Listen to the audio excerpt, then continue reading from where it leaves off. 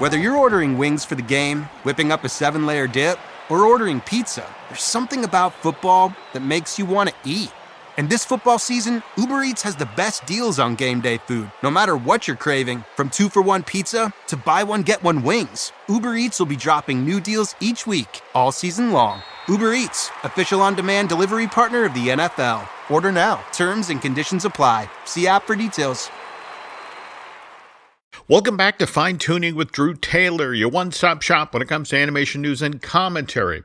I'm entertainment writer Jim Hill, and Mr. Taylor, whose writings on the industry you can regularly read over on The Wrap, and his musings on the Mission Impossible movies you can listen to on Light the Fuse, the official Mission Impossible podcast. He and I are recording this week's show on Sunday, February 9th, which is, of course, Super Bowl Sunday. However, for folks who work in the animation industry, their equivalent of the Super Bowl, the Annies, happened just last night, Drew, Saturday, February 8th, at Royce Hall on the campus of UCLA.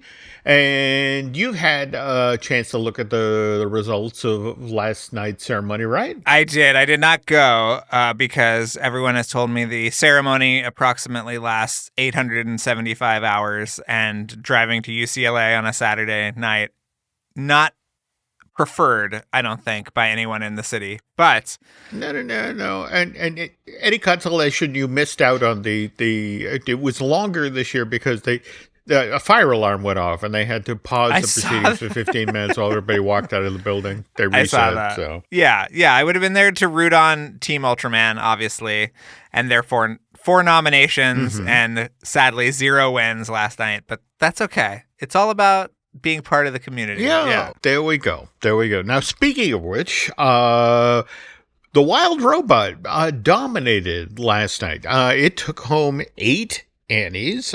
We had Best Animated Feature, Best Direction of an Animated Feature. By the way, this is Chris Sanders' 5th career win in this category. Then Best Effects, Best Character Animation, Best Character Design, Best Production Design, Best Editorial, Best Music in an Animated Feature, and Best Voice Acting, Lupita Nyong'o, of course, as the voice of Roz. But what did you make of the Flow actually took home 2 awards? Yes, I think it took home Best Independent Animated Production. There we go. What was the other one? Best Writing. Okay. Which for a dialogue-free film, it is kind of an interesting choice. But I feel like it speaks to kind of how pure Flow is and how much it is really appreciated by its peers. But I think it's impossible to discount how special The Wild Robot is, as we have been talking about now, Jim, for it feels like months and months and months. It feels like it's clearly now back to being the front runner, I think, for the Oscars. Yeah. Now, a couple other quick things worth noting here. In the Best TV Media Series category, Mature, Bob's Burgers, now in its 15th season on Fox, took home last night's award. Where this gets interesting, though, is we still don't know when Bob's Burgers is coming back on Fox as part of its animation domination programming block. I mean, evidently they've sort of announced all of the what's going to air now through April, and it's still not on the list. Oh, interesting. What's the deal with that? Do we know? Well, I as it was explained to me, of course, May is sweeps. Likewise, evidently, the thinking at Fox is that we really do want something new to be able to show during the summer months. And so it's like Bob's has his audience, so could come back in May and then run straight through the summer. Also, interestingly enough, hearing about another possible 2-year renewal that would take it through the 2026-2027 season. So we'll see what happens there. On the other, back to the Annies now, Moon Girl and Devil Dinosaur took home 2 Annies, one for Best Children's Series and then Best Character Design in the Children's Series, and still really wish that Disney hadn't canceled that show. Also, want to talk about the voice acting in an animated project for television, Annie, which went to Paula Pell for her work in a DreamWorks production, limited series that keyed off of this year's Inside Out. And By the way, Dreams Productions was also recognized in the limited series category at the Annies for Best in TV and Media. Speaking of Paul Appel, who back in the late 1980s was one of the very talented folks who worked at the Adventurers Club, playing club president Pamelia Perkins. On a recent Fine Tooning, I put out a request to our listeners. I was asking if anybody had been in the park, specifically Disney's Animal Kingdom, the night that Dino-Rama shut down, because there were two face characters in the park playing Chester and Hester, and I thought I recognized the gentleman who was playing Chester. And I want to thank the dozens of folks who sent along images, and I was right. The Chester that night was played by Tim Goodwin, which for my money, Drew, was the absolute best at playing Emil Bleehall back in the day at the Adventurers Club. And by the way, if you ever took the Disney Express to the resort, you probably saw Tim Goodwin. He played Gus, the motor coach driver who did the safety spiel. So very sweet, very talented guy. Kind of comes across as if Tim Conway and Don Knotts had a child. But it's nice all these years later to see Tim still in the Mouse's employ, and also nice to see Paul Appel get some professional recognition. Let's see, what else? I forgive me for pressing here, but if anybody actually knows who played Hester that night that they closed Dino-Rama, because the actress is behind, I want to say, cat-eye glasses and a big wig and a big costume. I think she also is an Adventurers Club vet. I didn't recognize her, but all right. Anyway, that's it for old business on today's show. We're going to get to the new stuff, specifically the news, in a moment. But first, want to acknowledge our sponsor, which is the DVC Rental Store. If you're already planning your next trip to Walt Disney World, you can save some serious scratch by renting DVC points through the DVC Rental Store. Imagine staying at a deluxe resort for a fraction of the cost. That's a total game changer. Oh, if you already own or are thinking of joining the Disney Vacation Club, check out the DVC resale market. They're the leader in the secondary market with over 70,000 satisfied members. So whether you're looking to buy or sell your DVC points, they make the process seamless. Okay, back to this week's news. And Drew, as we were getting started here today, you wanted also to touch base on what got announced at the PGA Awards, right? Yes, so that's the Producers Guild, which was last night, also at the same time as the Annies and the DGA Awards, which, as we know, Jim, there are no acknowledgement of animation as part of the DGA at all, ever in life. So there was nothing to report there, but the best produced animated feature went to Wild Robot. Okay. And Jeff Herman, that amazing producer who did that movie, is just a lovely person. And so very well deserved there. But I just thought we should talk about that here. Okay. And while we are talking about DreamWorks related stuff, I guess we should talk about Dogman, who, as we mentioned on last week's show, kind of overperformed in its opening weekend, selling 36 million worth of tickets in North America, and looks like with the initial box office estimates coming in at this point, maybe paying for that overperformance, because I guess domestic ticket sales for Dogman in weekend number 2 fell off by 62%, which is a trifle steep. I mean, it's to be expected, though, right? Yeah, it's in the realm, but yeah, you don't. I mean, yeah. You want it closer to 30 and not 60. There we go. Yeah. Okay, but it's also worth noting that this DreamWorks production reportedly cost only $40 million to make and has already made $54 million in North America during its first 10 days in theaters. So nobody's hitting the panic button because of this 62% fall off. And more to the point, we actually get to see Dogman, whereas Coyote versus Acme, that supposedly cost Warner Brothers Discovery $72 million to make, and what, strictly for tax purposes, they trashed that film last year. And did you see what Will Forte had to say about this on MovieWeb last week? He did. He said some things that we cannot repeat on a family podcast. But yeah, you know. But as for the stuff that we can repeat, he talked about how Coyote versus Acme was such a delightful movie. It deserves so much better. I can't tell you possibly why the decision was made not to release it, but it makes my blood boil. Forte went on to say, I want people to not forget what Warner Brothers did with Coyote versus Acme. I mean, I appreciate them letting us make it, but don't let us make this thing that we then fall in love with and then not show it. I mean, I would understand if Coyote versus Acme sucked, but it's really good. So I keep hoping, Drew, that this one somehow escapes the vault. Speaking of which, just a week or so back, did you see that additional footage from Scoob Holiday Haunt that bubbled up online? I did.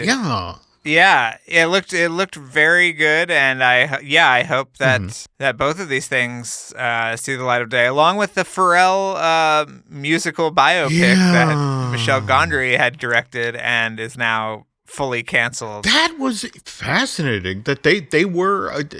I was reading the I think it was the Hollywood Reporter story about this, where basically they were in editorial. And it was just one of these things where at that point it's like, there's not a movie here. They had shot all of that stuff. And it's like, no, there's not a movie here. Yeah. And who knows? I mean, having that and the Prince biopic that Netflix had commissioned both killed in the same week was not great. No. What was that? 8 episodes? 9 episodes? I think it was 9 episodes. I think that for the Prince thing, the 9 episodes is actually what killed it, because they were contractually obligated to bring it in, I think, 6 or 8, and they went over. Oh.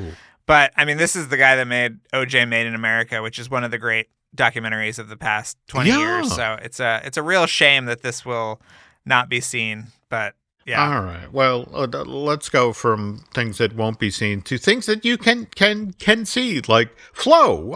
In fact, Drew, just this past Friday, Flow finally began airing, became available for viewing here in New Hampshire, that at the Red River Theater over in Concord. Nancy almost went over there yesterday, out ahead of today's snowstorm, to go see it. But then I learned that this mostly made in Latvia movie, it begins streaming on Max this coming Friday, February 14th.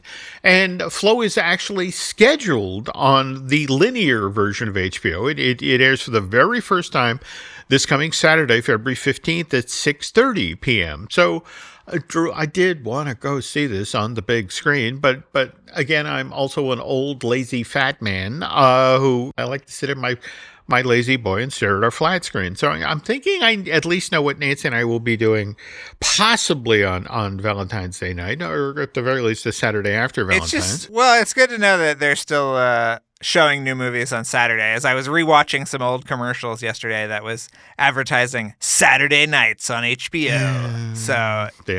Still keeping up with it. Yeah, no. It used to be 8 o'clock. Boom. 8 o'clock. The big new thing. That's the only place you could see Disclosure, starring Michael Douglas and Demi Moore for the first time. There we go. Wow. All right.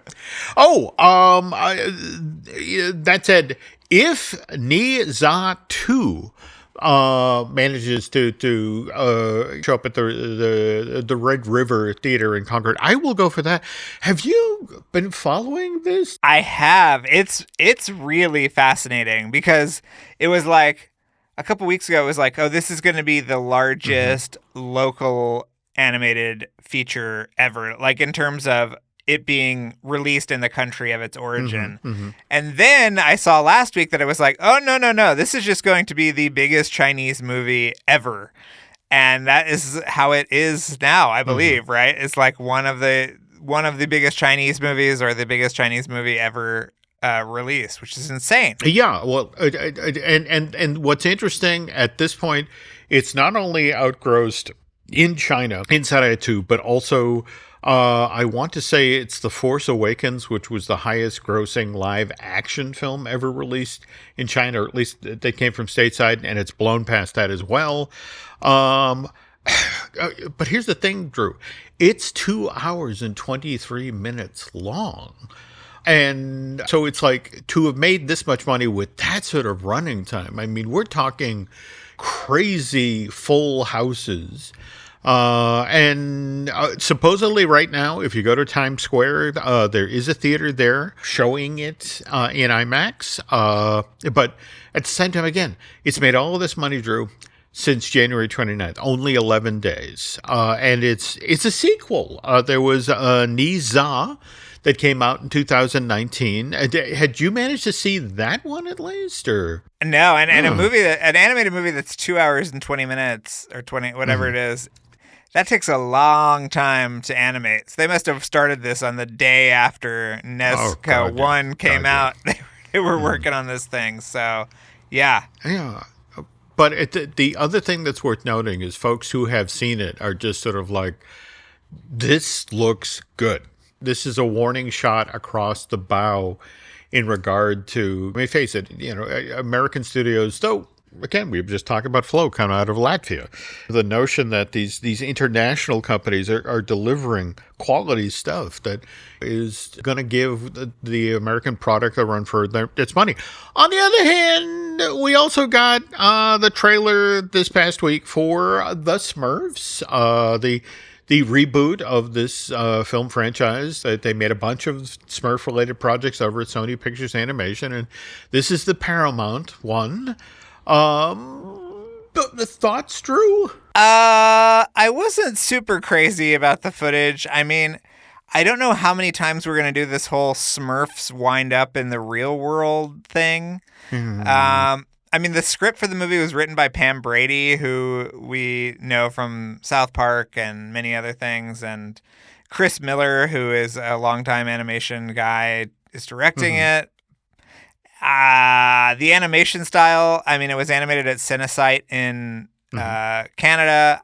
I'm not super into it. I didn't hate it, but yeah, I just kind of shrugged at it. I don't know. What did you think? I'm honestly hoping it's just a bad trailer.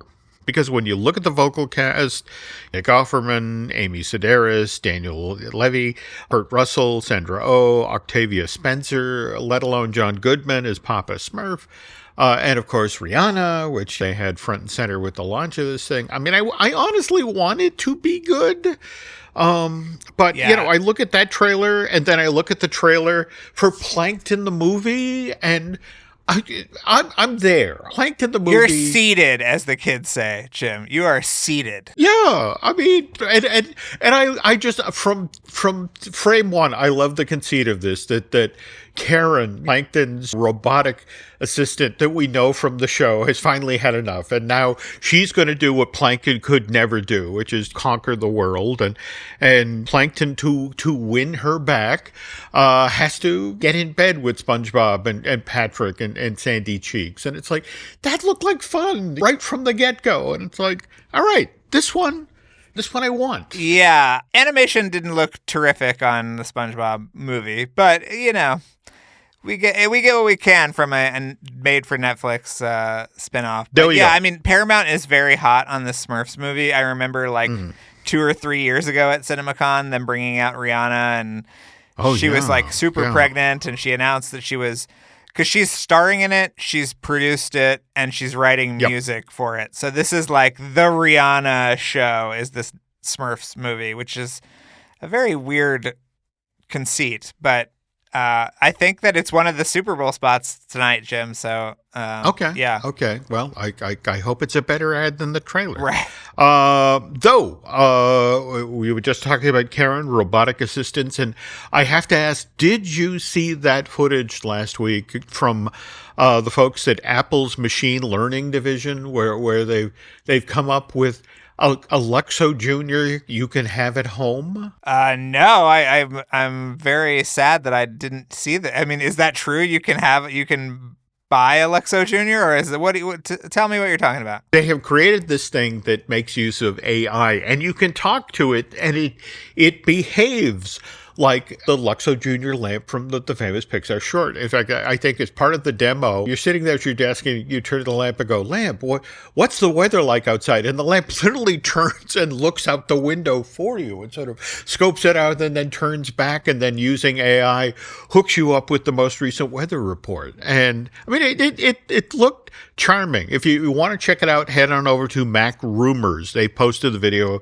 of this thing in action, and I want one on my desk now. Do you know how much carbon AI uses, Jim? You know, you're basically taking out the Amazon to ask a stupid lamp what the weather is like. I mean, this is where we're at in the world, Jim. I mean, this is true. In fact, it's so interesting you bring that up because I'm sure you saw the piece that Hank Azaria wrote for the New York Times last week, where he was sort of moaning about the fact that he's worried that in the not so distant future that AI will replace him on all of the roles that he does for The Simpsons. In fact, this is what he lays out in the essay. He says, take, for example, Moe, the permanently disgruntled bartender in this animated series. I've been voicing this character for 36 years now, and Moe has appeared in just about every episode of The Simpsons. He's been terrified, in love, hit on the head, and most often in a state of bitter hatred. And I've laughed as Moe dozens of different ways by now. I've probably sighed as Moe 100 times. And in terms of AI training, that's a lot to work with. And he's not wrong. That's probably that's grim, Jim. That is dark. But he then goes on to talk about that he wonders if there'll be a noticeable difference between the AI, a computer-generated version of Moe's voice versus the human-produced. It's that there's so much of who I am that goes into voicing a character, and how can a computer be able to conjure all that? What will the lack of humanness sound like? How big will the difference be? I honestly don't know, but I think it will be enough, at least in the near term, that we'll notice something is off. And in the same way, we notice something's amiss with a subpar film or TV show. And speaking of subpar films and TV shows, we have talked a lot on this podcast about Disney's Black Cauldron, that feature-length animated film that Disney had in production for a decade. But when the Black Cauldron finally arrived in theaters in July of 1985, it had some entertaining individual elements, but as a film, it did not hold together. Anyway, Joe Hale, the producer of The Black Cauldron, the guy who labored mightily to turn this animated feature into Disney's next Snow White, only to come up short, he died this past week at the age of 99. And when Drew and I get back from this break, we will talk about Hale's career at Disney. But first, this. Bridget Jones, it's time to live. This Galentine's Day, make a date with Peacock. I've set you up on Tinder. What? You're welcome. You can call me Rockstar. Bridget Jones. But you can call her Mummy. Experience the final chapter of Bridget's unforgettable journey. By all that's holy, Bridget Jones. You are a brilliant woman. Embrace the chaos. Enjoy your weekend, Mrs. Darcy. Bridget Jones, Mad About the Boy. Streaming only on Peacock February 13th. Still getting around to that fix on your car? You got this. On eBay, you'll find millions of parts guaranteed to fit. Doesn't matter if it's a major engine repair or your first time swapping your windshield wipers. eBay has that part you need, ready to click perfectly into place for changes big and small. Loud or quiet, find all the parts you need at prices you'll love. Guaranteed to fit every time. But you already know that. eBay. Things, people, love. Eligible items only. Exclusions apply. This episode is brought to you by Nerds Gummy Clusters, the sweet treat that always elevates the vibe. With a sweet gummy surrounded with tangy, crunchy nerds, every bite of Nerds Gummy Clusters brings you a whole new world of flavor. Whether it's game night, on the way to a concert, or kicking back with your crew, unleash your senses with Nerds Gummy Clusters. And we're back.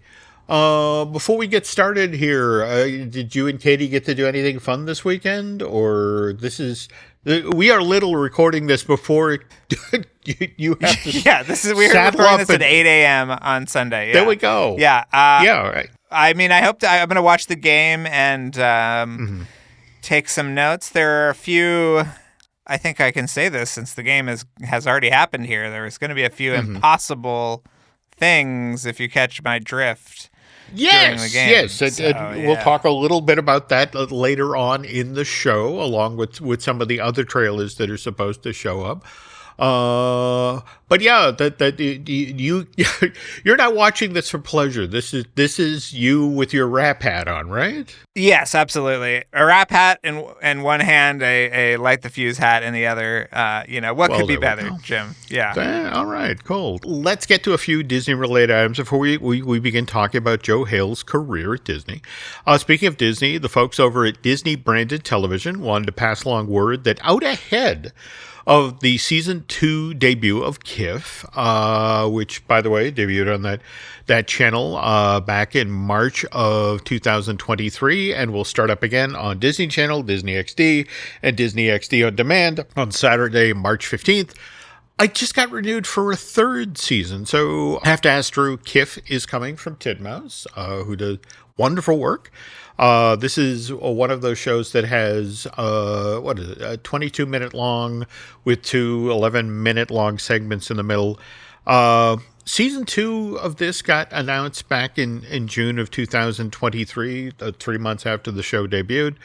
So I'm always a little hesitant. Is this another one of these? We ordered 2 seasons at the same time? Yeah, I think so. I think the 3rd season that they've announced is new. But I think the first 2. Did you see the trailer, Jim, for Goldie on Apple TV Plus? No. What is this? This looks amazing. This is created from a short film by an artist whose name I cannot remember, but she worked on Star vs. the Forces of Evil and Over the Garden Wall and all these great shows. Hilda, she was a big part of Hilda, our beloved and much missed Netflix original series. But it's about a little girl who is a giant. And it almost feels like what we could have had with the Disney animated movie. Gigantic, yes. Oh, but wow. Beautiful. I mean, I saw one frame of this trailer and I said, oh my God, that's Mercury Filmworks is doing the animation. And of course they are. And it is absolutely stunning. And it's 22-minute stories. And it's going to be on Apple TV Plus, I think, this week. So everyone should keep an eye out for Goldie. It looks absolutely amazing. So I just want to, when you're done with this, Jim, watch the trailer. You're gonna fall in love. It's so cute. Okay, yeah, I will absolutely. Back to KIF for a sec. I mean, what's interesting to get back to the 3rd season renewal. Evidently, this is really done well over Disney. It's one of the top-rated animated series according to Nielsen. And again, this is what's so fascinating about, our show is a success. Well, how do you know that? Well, 11 billion minutes worth of KIF has been consumed.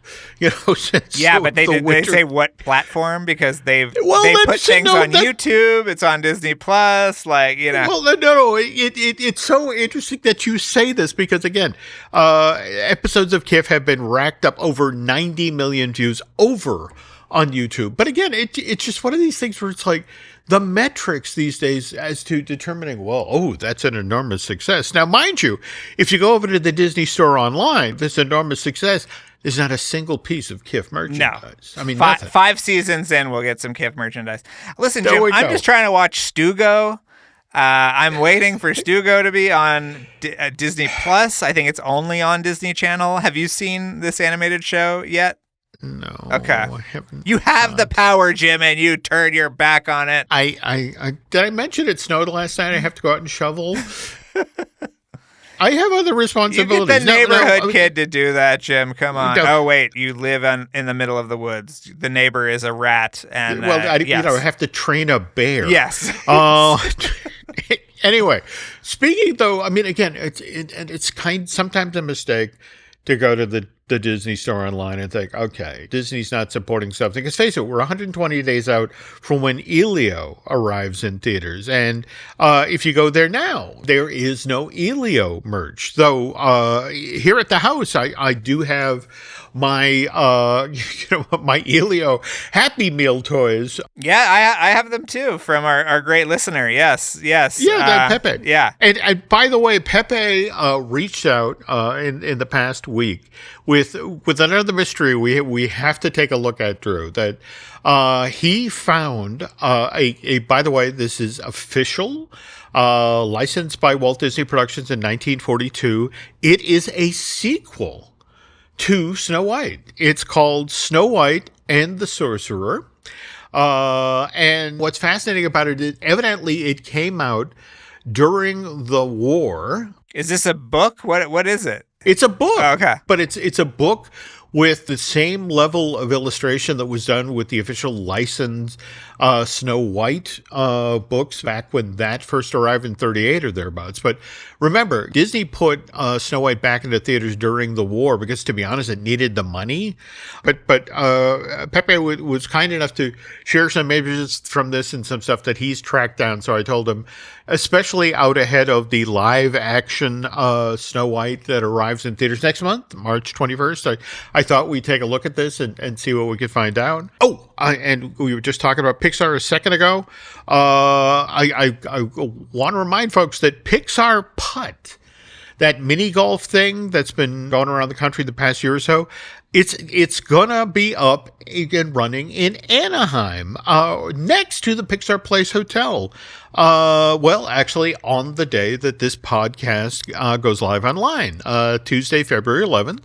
And Pixar has made a point of keeping this thing, which again it has existed for a couple of years now, fresh. For example, they recently added a new hole that's all about Inside Out 2, but it's going to be at the Disneyland Resort through June 1st. And if you want to book a tea time, head on over to pixarputt.com. And, oh, by the way, if you're putting things on the calendar, animation related, here's a couple of things. Boop the Musical, which is a celebration of Max Fleischer's most famous character. That begins previews in New York City on March 11th. This is the same stage show that tried out in Chicago a year or so back and got generally good reviews. And supposedly it tells the story of how this black and white heroine leaves her cartoon world and then goes for an adventure in modern day Manhattan. Anyway, begins previews March 11th, officially opens on Broadway April 5th. On the other hand, Drew, speaking of animated females up on stage, Sailor Moon has got a musical for the stage arriving here in the States. By the way, this may be my favorite word salad title in quite a while. It's Pretty Guardian Sailor Moon, the Super Live. We gotta love anime-based naming conventions, Jim. We just have to. We have to. This is true. Okay, so anyway, this thing begins its North American tour in Pittsburgh on March 12th. That's the day after Boop begins previews in New York City. It's supposed to travel to 20 different cities across the U.S., among them Austin, San Antonio, Seattle, St. Louis, Dallas, and Chicago, before it too arrives in New York City, where Pretty Guardian Sailor Moon, the Super Live, finishes up its North American tour with a 2-day stint at the Palladium Times Square. That'll be on April 25th and the 26th. And then some 7 months after that, well, first Zootopia 2 opens in theaters on November 26th. And then sometime immediately after that, Drew, we get Zootopia Better Zoogether. That's the replacement for It's a Tough to Be a Bug, which, by the way, closes next month on March 27th. We gotta love it when they give us less than a month to try to go to Florida to see a show. I mean, I don't think it's going to happen for me, but I wish I was there. I mean, we need to go down. We just need to go say goodbye to that, to Muppet Vision, to Dinosaur. you know. I agree. But it's just, the big changes happen in Florida soon. I actually think that Zootopia will open before the sequel comes out. Really? Okay. Yes. I don't know if I'm allowed. Well, we'll just say it. I think that, I think it's actually going to be used in the marketing roll-up to the sequel, that it will not be afterwards, because I think it's too late in the year to open a new attraction and try to get any kind of come down for the holidays to see this new 3D show. The Clawhauser animatronic is from Shanghai, so they've got that ready to go. I'm just saying, Jim, that this could be... No, I get that. What I find fascinating, though, is that they made a very big deal of, for example, the video that dropped last week of Jennifer Goodwin, who was the voice of Judy Hopps in both the original Zootopia and now the sequel. They showed her going into the studio, recording stuff for this attraction, and then they made a very big deal of, it's like, hey, winter of 2025, and it's like, okay, pal, winter starts in 2025 on December 21st. Right. That's kind of a narrow, you didn't say winter of 2025, 2006. You said winter of 2025. And it's like, right. Oh, pal, don't. It'll open on Christmas Day, Jim. Everyone will There get we their go. presents. There we go. Yeah. What's so funny is like, hey, and it's actually under the tree. I mean, the tree of life. That's true. But it's under the tree. Oh, that is true. All right. Anyway, okay, that gets us all caught up on calendar-related stuff. So in a moment now, folks, we will finally get to discussing the career of Disney artist, animator, and producer Joe Hale. But first, this. This episode is brought to you by Abercrombie. There's nothing better than the perfect jean and going out top combo, or an outfit that perfectly matches your plans. Abercrombie's relaxed jean goes with every occasion. Date nights with something lace, or daytime with a cozy sweater. And their barrel jean will surprise you. It's the trend that will become a staple in your wardrobe. Abercrombie denim comes in tons of rises, fits, and washes. Find your perfect pair online or in store. Business taxes. Was stressing about all the time and all the money you spent on your taxes. This is my bill? Now Business Taxes is a TurboTax small business expert who does your taxes for you and offers year-round advice at no additional cost, so you can keep more money in your business. Now this is taxes. Intuit TurboTax. Get an expert now on TurboTax.com/business. Only available with TurboTax Live Full Service. All right, and we're back. Okay, if you've listened to this show in the past, Fine Tooning, we talk a lot about books, especially the books that my co-host Drew Taylor has written. Quick recap here, we have The Art of Disney's and Pixar's Onward, which Chronicle Press published back in March of 2020.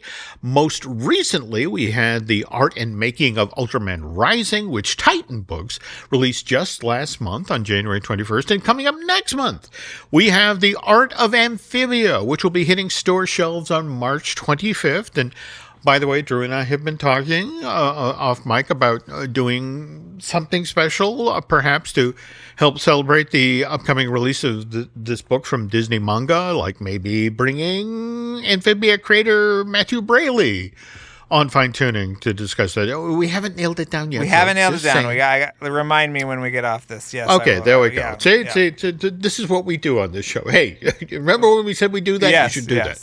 All right. But again, we do this a lot at Jim Hill Media. We talk with authors about what we can do to help raise awareness of their soon-to-be released books. And I've actually been doing this over the past couple of weeks with Neil O'Brien, who's this veteran journalist and producer over at NBC News, who's just recently written a book about the Mouse House. And Neil's book, which is called After Disney, Toil, Trouble, and the Transformation of America's Favorite Media Company. It's coming from Post Hill Press, no relation. And will hit store shelves early next month on March 4th. And what's especially fascinating, at least to me, about After Disney is it covers a little reported era in Disney company history, which is from that time from Walt's death in December of 1966, right through to when Michael Eisner became the company's CEO in September of 1984. Now, mind you, just back in September of last year, we got Steven Anderson's Disney in Between the Lost Years, between 1966 and 1986, and that came out from Dave Bossard's Old Mill Press.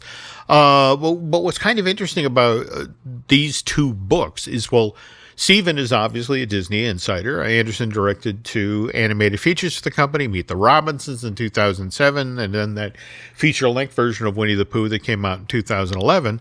Whereas O'Brien is a disinterested third party. I mean, someone who's been on the outside looking in at Disney, but over the years has talked with dozens of company insiders as they've been pulling together all of the research and info he needed to write after Disney.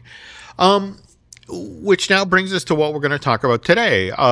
Because as Neil and I have been talking about which Jim Hill Media show he's going to come on to promote his book, we got talking about the interviews that O'Brien had done over the years, and one name kept coming up, which was Joe Hale, as in veteran Disney producer Joe Hale, which, as we mentioned earlier in today's show, passed away just last week at the age of 99. Joe Hale was an interesting guy.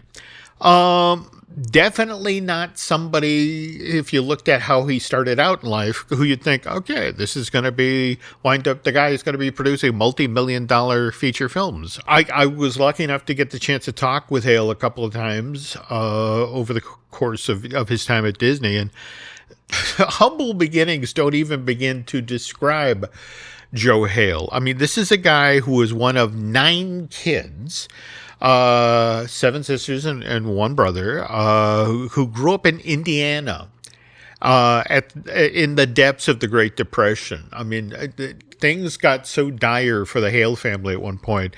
Joe was put to work as a field hand, harvesting onions. But to hear him talk, the event that changed his life happened in 1942, one afternoon. He's a 17-year-old boy. And he goes to the movies and he sees Bambi, which, again, if I were looking like life-changing films, yeah, Bambi. No, that's not one of the ones I would have put on the list. Listen, if you're an onion picker during the Great Depression, Jim, Bambi seems pretty spectacular. Okay. Okay. That's an important point to make. But here's the thing. Something about that movie resonated because Joe went back to see Bambi 6 more times over the next 3 days. And from that point forward, he said, I know what I want to do. I want to go to Disney Studios. I want to make movies like Bambi. But now, mind you, he doesn't have a clue as to how to do it. But what's the line from the original Jurassic Park, Life Finds a Way? Yes. Okay, so Joe drops out of high school. He's in the 11th grade in 1942, and he joins the Marines. And in hindsight, maybe not the best call. He ends up in some incredibly scary places, like he was part of the team who fought the Battle of Iwo Jima. In fact, he was telling me about he was on the convoy that was going to Japan to begin the invasion when they got word that war's over. They dropped the bomb on Hiroshima and Nagasaki, and Japan has capitulated. And these guys were on the boat terrified that they'd been through Iwo Jima. They knew what the Japanese were capable of. And it was like, we're not going to fight them now. We're the occupation force. It's like, okay. Anyway, Joe gets discharged from the Marines in 1946. Given his time in uniform, he now qualifies for the GI Bill. So he goes to art school, graduates in 51, and goes to California, and basically walks up to the Disney studio and says, I'll take whatever position is open. I don't care. I just want to work here. And he gets a job in the traffic department. Drew, do you know what the traffic department at Disney was? No, illuminate me, Jim. No. Well, nothing to do with cars. It's actually, these were the kids And again, remember, this is now 1951, and Joe was born back in 1925. So this is a 26-year-old adult on a bicycle riding around the Disney lot, delivering mail, memos, and packages. But that said, it is a great place to start out when you're at Disney. I mean, for example, Card Walker started in traffic at the studio back in 1938 and eventually rose up to be the company's CEO. It's what was interesting about traffic is you visited every department on the lot. You saw everything that they were working on, and you became friendly with all of these folks. So that then made you aware of where jobs were opening up and what opportunities were there. So Hale eventually is able to transition out of traffic into becoming an in-betweener at Disney when they begin working on Alice in Wonderland. And Joe's work on that 1951 Disney production catches the eye of veteran animator Ollie Johnston, who decides to make Joe his assistant animator on their next feature-length project, 1953's Peter Pan. And as much as Hale enjoys working with Johnston on Mr. Smee, provides a lot of the comic relief in Peter Pan, Joe was chomping at the bit to do something like he saw in Bambi, like that film's big forest fire scenes, which were powerful, dramatic, and scary as hell. And so he goes to Johnston with this, and Johnston's like, well, that's not character animation. That's effects animation. You're going to need to transfer over to that department when we get done with Peter Pan, which is what Hale does. But the interesting thing is he gets on the ground floor just as Disney is beginning animating Sleeping Beauty, which, by the way, also has a big scary scene involving fire. Only in this case, that blazing set of thorns isn't caused by careless hunters, but rather a giant fire-breathing dragon. And fun little side note here, that this comes from Mr. Hale himself. They're in the process of getting ready to do those scenes with Maleficent as the fire-breathing dragon, and the sound team at Disney is struggling to come up with just the right sound effect for when Maleficent, as a dragon, finally breathes fire. And it's Joe, the former Marine, who's like, well, if we drive down to Camp Pendleton, the Marine base that's just off of the 5 and Oceanside, they do training there with the Marines with flamethrowers. And I bet they'll let us record that sound. And it's like, sure enough, that's when you're listening to Maleficent breathe fire in Sleeping Beauty, that's the U.S. Marine Corps using flamethrowers. But anyway, it's that sort of thinking that allows Joe Hale to quickly rise through the ranks at Disney. And he winds up working with the live action team at the studio on projects like Mary Poppins and Bedknobs and Broomsticks and Pete's Dragon, films where it has to seem like animated characters and live action performers are sharing the exact same space at the exact same time.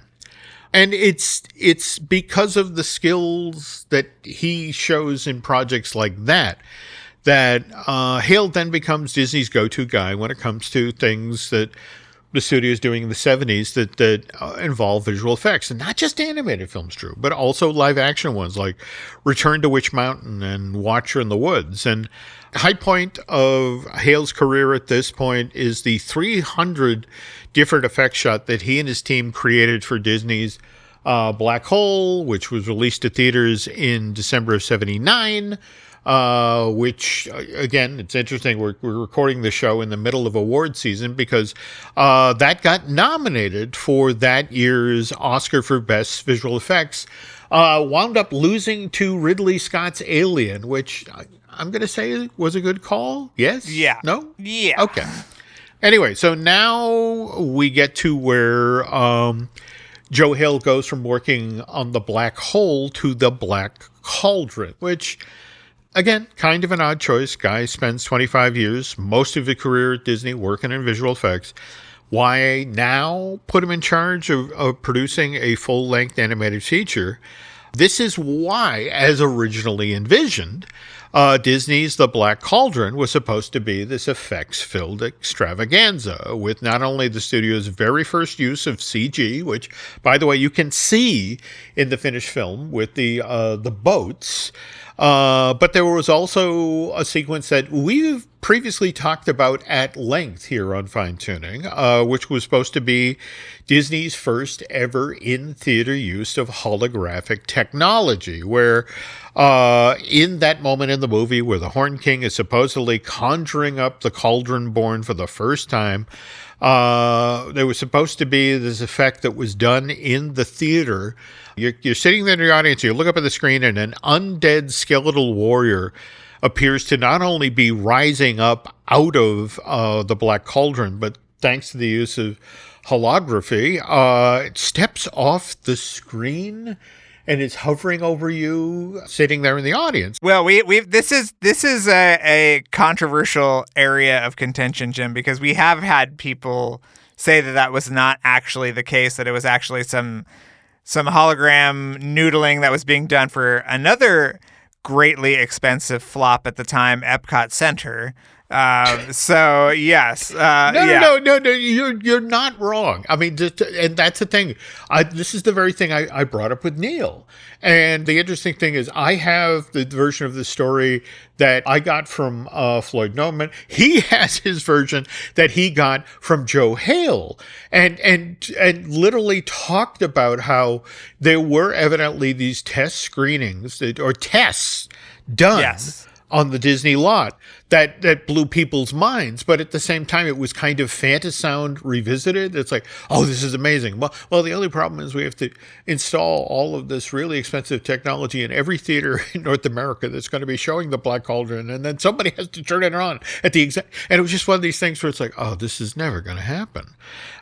But yet, if you want to learn more about this project, as well as this history, this particular era in Disney history, this is what Neil O'Brien writes about in After Disney, Toil and Trouble, the transformation of America's favorite media company. Again, looking forward to bringing him on. We haven't figured out which show yet.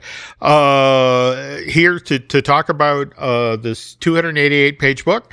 If only so he could then talk about talking with Joe Hale, which again, from my own times getting to talk with this veteran Disney producer, fascinating guy, has the sorts of stories that nobody else had at Disney. Don Hahn told me a great Joe Hale story. Which was during the production of the Black Cauldron, which was famously a complete mess. He looked out over all the rampaging animators and he said to Don, do you think these kids are smoking dope? And Don said, no, what are you talking about? Of course not. There's no way.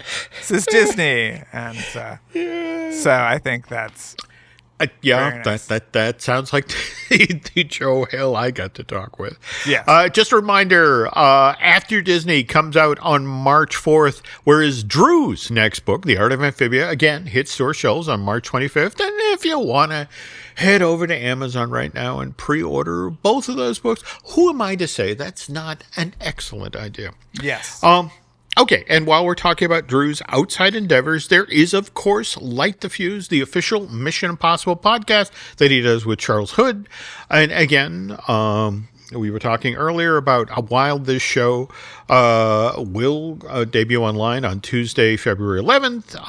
And again, we're recording this on Super Bowl Sunday, and Drew already alluded to that there may be a few Mission Impossible related things showing up during the 59th edition of the Super Bowl. Yes. If there's enough, maybe we'll rush out an episode, Jim. But if not, stay tuned. We will be back soon. Yes. Now, what's interesting, though, and again, we're talking about Mission Impossible 8, subtitled The Final Reckoning. And what's interesting, the trades actually did stories over this past weekend, because nobody knows quite what's going to show up during the Super Bowl. I mean, for example, the betting is we're going to see trailers for the live-action reboot of How to Train Your Dragon and Lilo and Stitch. Likewise, some conjecture that we may get an Elio trailer, which again comes out, that Pixar film, June 13th of this year. where this gets fascinating, Drew, is Mission Impossible: The Final Reckoning, and again, that live-action version of Lilo and Stitch, both open in theaters exact same day, May 23rd, whereas that live-action version of How to Train Your Dragon and Pixar's Elio, they also open in theaters on the exact same day, June 13th. And I'm going to say Final Reckoning versus live-action Lilo and Stitch, I'm going to say that's a smart bit of counter-programming. That, face it, Mission Impossible fans, that's adults, that's teens, whereas, Lilo and Stitch, that's a family audience, right?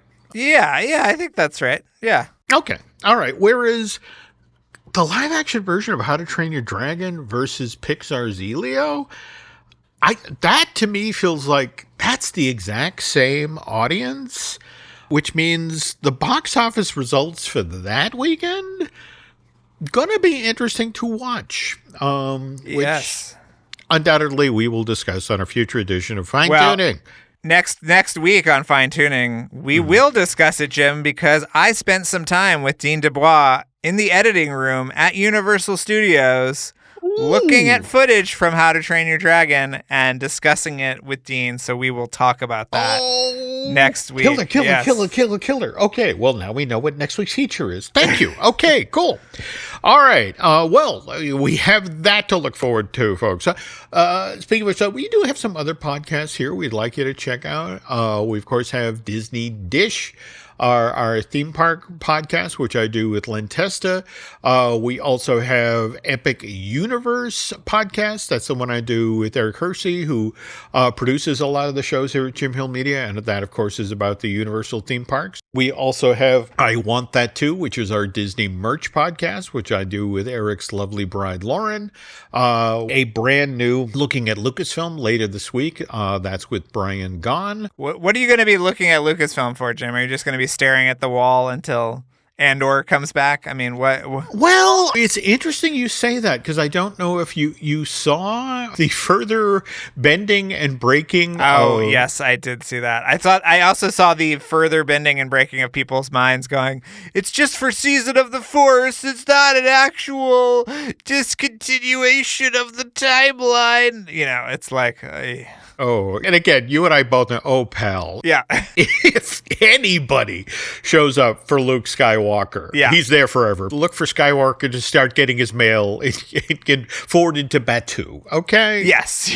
That's just the way. This is the Disney company. Listen, if my beard gets any grayer, Jim, I can go and perform as angry Octu, Luke. So I'm just going to say the downside of that is you have to drink a lot of green milk, Drew. That's fine. I'll do it. For the bit. No. Yeah. Okay. So, also want to remind folks that we also host Manufacturing the Magic, which is the wonderful series about the history of themed entertainment that Noah and Shelley Valladolid do. And we are, God help us, dusting off Marvelous Disney, our Marvel news podcast out ahead of the new Captain America movie. I got to get on that this week. But anyway, let's see. Also want to mention, we of course have Disney Unpacked, our video series. In fact, just this past Friday, we recorded a brand new video about Tom Sawyer's Island, and Mr. Schul and I, that's led by my creative partner on this project, veteran Imagineer Jim Schul. We are actually already at work on our next video in the series, which will be about something Drew and I just talked about, the closing of It's Tough to Be a Bug. Anyway, special thanks to Eric Hersey and David Gray for their wonderful work in producing this show. If you could please do Drew and I a favor and head over to Apple Podcasts and rate and review this show, the one you're listening to right now, Fine Tooning, as well as Light Diffuse. What about social media, Drew? Where can the nice folks find you? Yeah, Drew Tailored, like a tailored shirt on Instagram and X, formerly Twitter. I need to get my butt to Blue Sky, but have not totally done it yet. But soon enough, Jim, we'll all be over there. Okay. For now, you can find me on X, on Instagram as Jim Hill Media, and over on Facebook as Jim Hill Media News.